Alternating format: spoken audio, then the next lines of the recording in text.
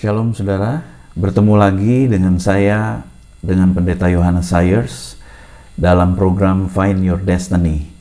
Dalam program ini kita akan membahas kali ini, pokok bahasan kita adalah bagaimana kita menyingkirkan penghalang-penghalang yang menghambat keberhasilan untuk mencapai keberhasilan kita.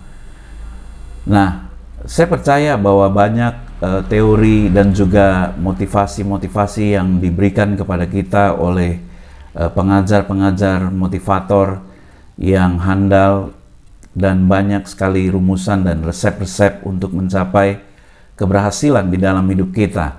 Tetapi ada hal yang penting juga yang saya lihat yang harus kita pelajari, bagaimana kita bisa melihat dan menyelidiki hal-hal yang menghambat di dalam mencapai keberhasilan kita dalam hidup ini.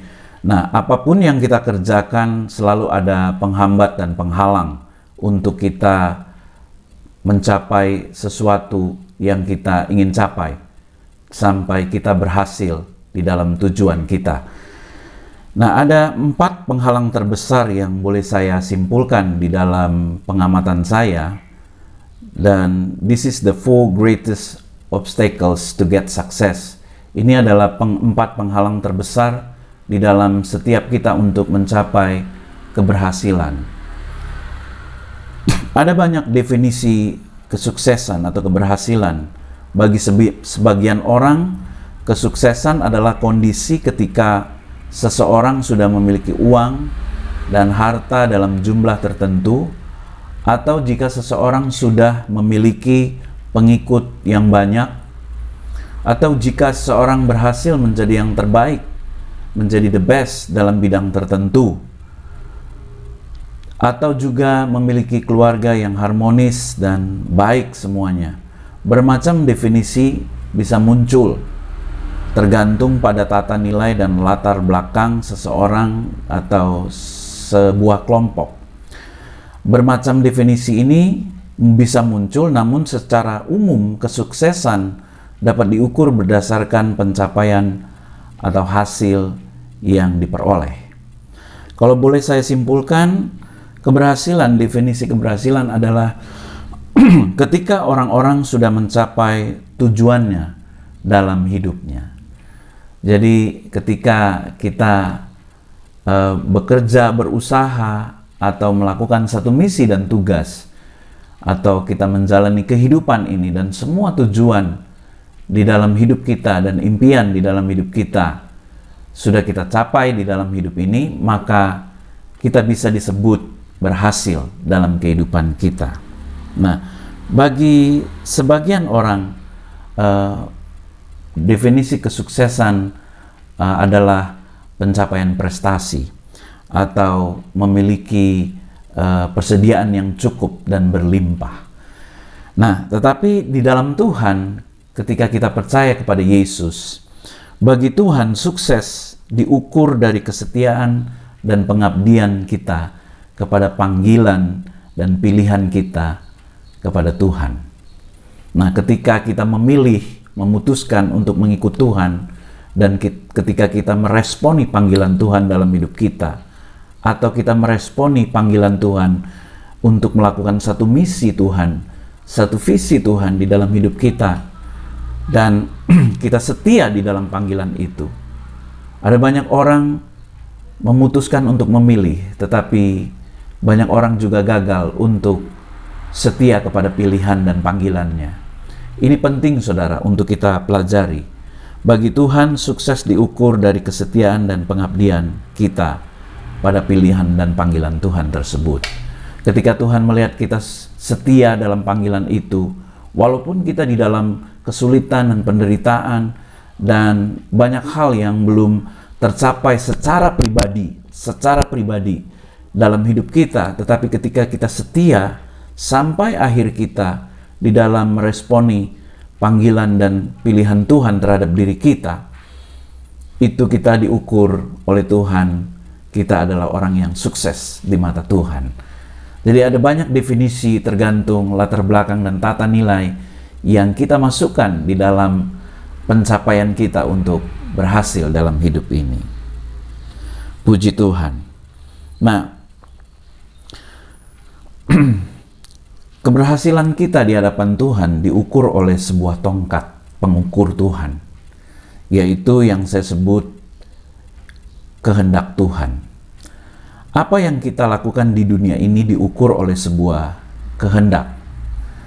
Jika pekerjaan dan perbuatan yang kita lakukan tidak sesuai dengan kehendak orang yang menyuruhnya, atau kita melakukan sesuatu misi, tugas, tidak sesuai dengan panggilan dan tugas itu, atau orang yang memerintahkan kita untuk melakukan itu, atau lembaga, atau pengutus yang mengutus kita untuk melakukan misi itu,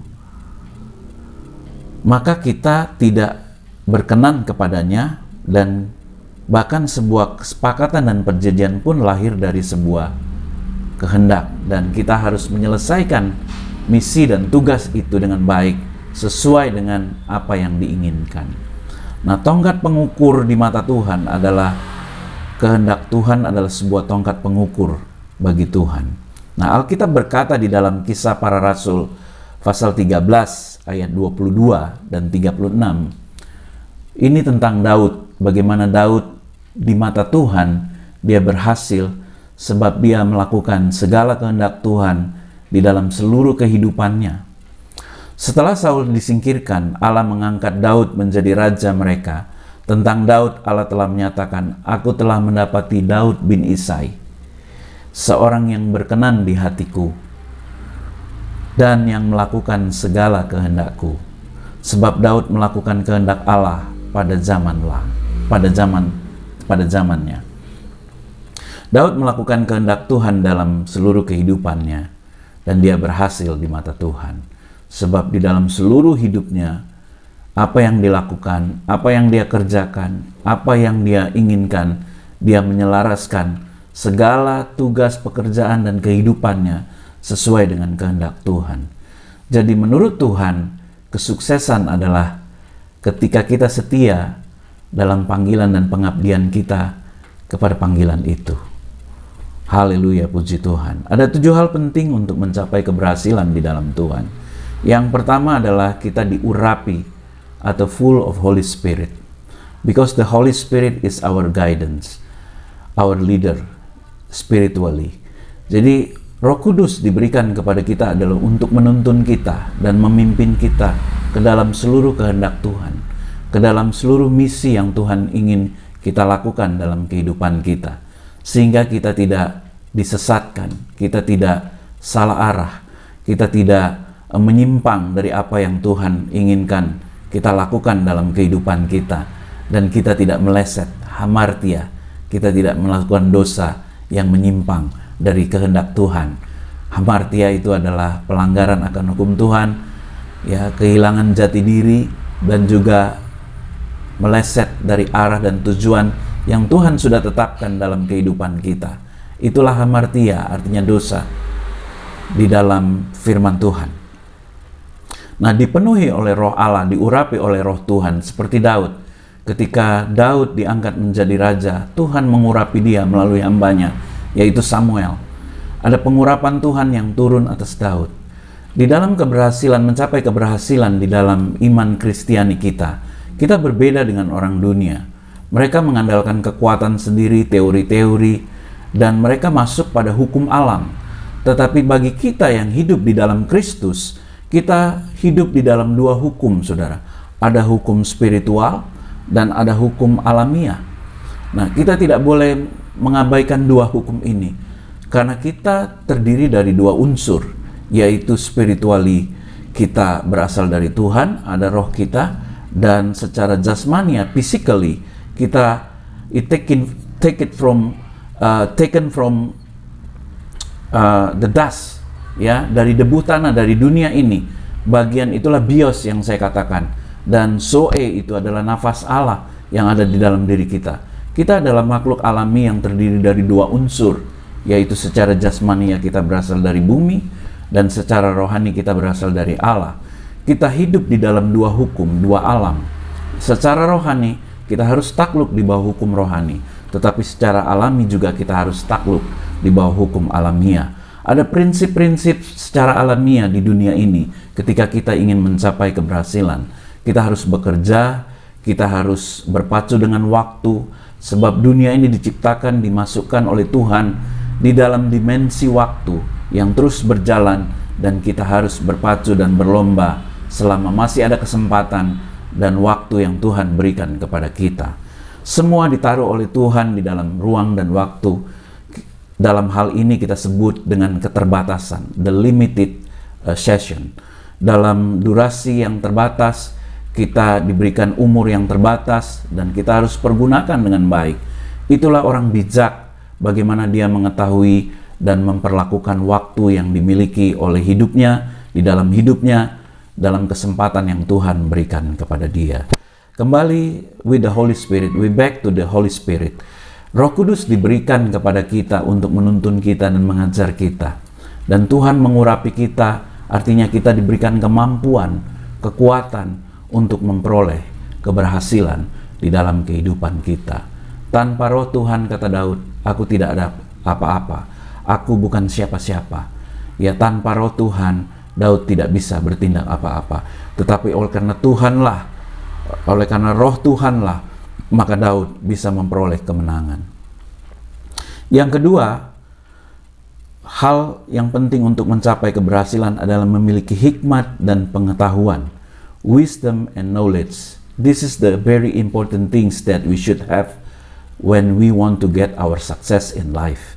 Ya, hikmat adalah kekuatan. Hikmat membuat orang yang memilikinya lebih bijaksana dalam mengatur, bekerja, dan memimpin. Hikmat selalu melahirkan cara-cara, metode-metode yang inovatif dan terbaik dalam mengatasi masalah-masalah atau pekerjaan yang kita hadapi. Kita memerlukan hikmat Tuhan. Hikmat selalu membuat terobosan-terobosan yang inovatif di dalam mencapai keberhasilan dan di dalam menemukan kesulitan-kesulitan dan tantangan serta rintangan yang kita hadapi untuk mencapai keberhasilan. Hikmat selalu menemukan solusi dan jalan keluar yang tepat dan akurat. Hikmat datang kepada seseorang yang bersama dengan pengurapan dan kedewasaan dan pengalaman, baik secara rohani maupun secara manusiawi di dalam kehidupan ini. Ketika hikmat itu datang, Tuhan mengurapi kita. Saat kita diurapi oleh Tuhan, hikmat itu datang. Dan ketika kita diproses dalam kedewasaan, dalam pertumbuhan, baik secara iman, mental, dan juga intelektual kita, itu diproses dalam pertumbuhan dan tahapan-tahapan yang kita sudah bahas dalam pelajaran-pelajaran dan pokok bahasan yang lalu, saudara.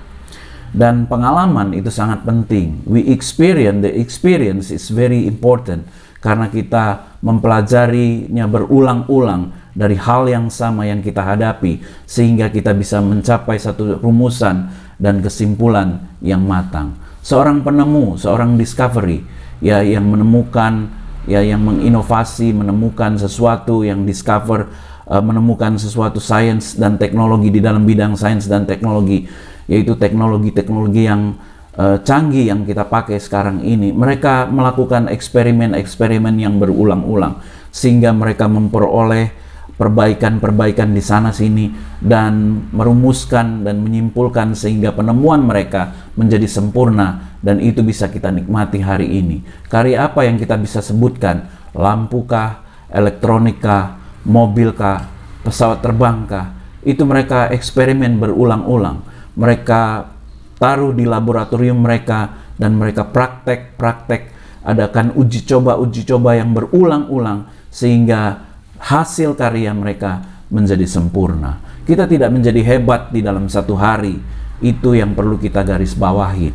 Tetapi kita akan belajar terus dan mempersiapkan diri, memperbesar kapasitas kita untuk kesuksesan itu datang dalam hidup kita. Keberhasilan itu datang dalam hidup kita dan kita mencapai tujuan kita di dalam kehidupan kita. Puji Tuhan, haleluya.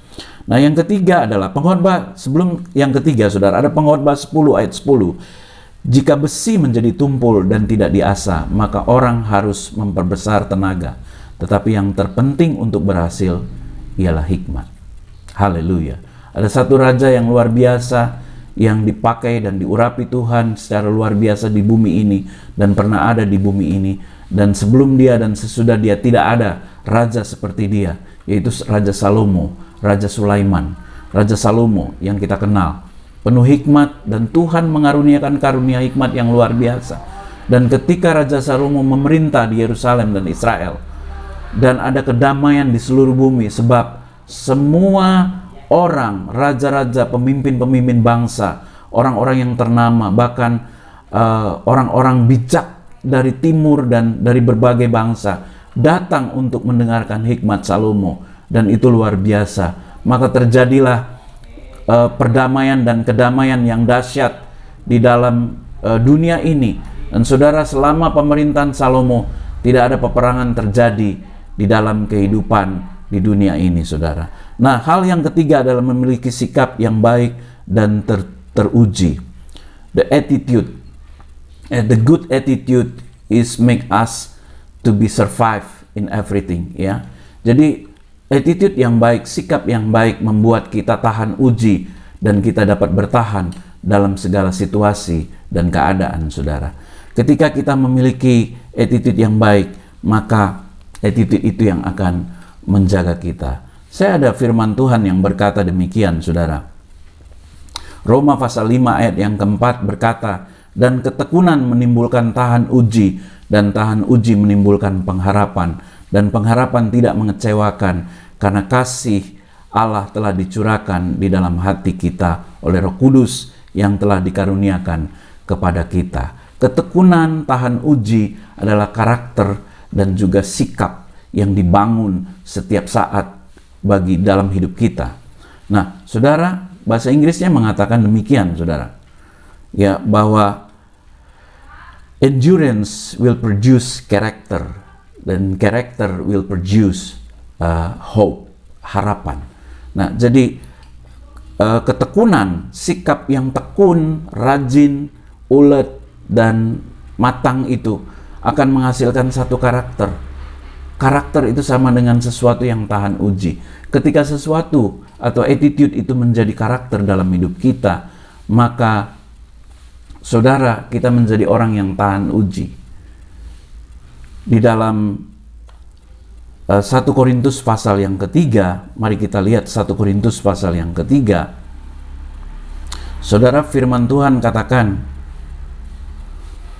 ayat yang ke-15, ya, ayat yang ke-15 sampai ke-17, jika pekerjaan seseorang terbakar, ia menderita kerugian, tetapi ia sendiri akan diselamatkan, tetapi seperti dari dalam api. Nah, ayat 13 dikatakan, sekali kelak pekerjaan masing-masing orang akan nampak, karena hari Tuhan akan menyatakannya, sebab ia akan nampak dengan api dalam pekerjaan masing-masing. Orang akan diuji oleh api itu. Jika pekerjaan yang dibangun seseorang tahan uji, ia akan mendapat upah. Nah, saudara, sikap, attitude itu sangat penting dalam mencapai keberhasilan. Sebab ketika sikap orang menjadi tahan uji, ada api pengujian, ada api pencobaan, ada api kesulitan, ada api kesukaran yang datang ketika orang menjalani kehidupannya dan melakukan satu misi untuk mencapai keberhasilan. Ketika orang itu memiliki sikap yang tahan uji, maka dia tidak akan terbakar dan hangus oleh kesulitan dan kesukaran yang dia hadapi, dan dia bisa melewati. He will pass and going through the temptation, all the testing, and he will success and he will fulfill his destiny in his life. Ya, orang ketika melewati kesulitan-kesulitan dengan sikap yang tahan uji, dia akan melewati kesukaran itu dan dia akan mencapai keberhasilannya, dan mungkin dia akan menuju ke tahap berikutnya untuk melakukan dan mencapai tugas-tugas untuk berhasil. Haleluya. Yang keempat, memiliki kepribadian dan karakter yang kuat. Keempat, memiliki kepribadian dan karakter yang kuat, di mana orang ketika membangun habit, kebiasaan-kebiasaan yang baik, saudara, dan itu menjadi gaya hidupnya, kebiasaan untuk rajin, ya, kebiasaan untuk disiplin, kebiasaan untuk berpikir positif, kebiasaan untuk berkata-kata positif, prophetic words, speak prophetic words to ourselves, ya, untuk diri sendiri, itu sangat penting, saudara, sehingga kita membangun kebiasaan-kebiasaan itu menjadi gaya hidup dan karakter yang kuat. Itu adalah dasar dan fondasi yang sangat kuat untuk menopang kita dalam menjalani proses untuk mencapai tujuan dan keberhasilan di dalam kehidupan kita. Yang kelima, membina hubungan yang baik dengan tim atau rekan kerja yang Tuhan berikan. Ada orang-orang di sekitar kita, ada tim, ataupun kalau saudara di dalam dunia bisnis, ada karyawan-karyawan, ada staf-staf yang baik, yang profesional, yang sangat teruji, saudara, dan sangat loyal. Itu mereka adalah tim yang baik. Mari bangun hubungan yang baik dengan mereka, sehingga saudara bisa mencapai tugas dan misi dan tujuan di dalam mengerjakan misi saudara dan pekerjaan saudara untuk berhasil. Haleluya. Bekerja dengan baik, membina hubungan dengan baik dengan atasan dan bawahan dan semua orang, sehingga memiliki teamwork and relationship yang baik, saudara. Nah, yang keenam, memiliki keahlian. Skill is very important thing also that we have to get and to learn and to having the skill, a good skill to get our success. Ya, jadi skill atau kemampuan, keterampilan sangat diperlukan juga. Kita harus belajar dan kita mempunyai keterampilan yang khusus. Mungkin apakah itu bakat saudara, apakah itu kemampuan-kemampuan saudara, katakanlah bakat, ya, dan kemampuan, ya, bakat olahraga, katakan.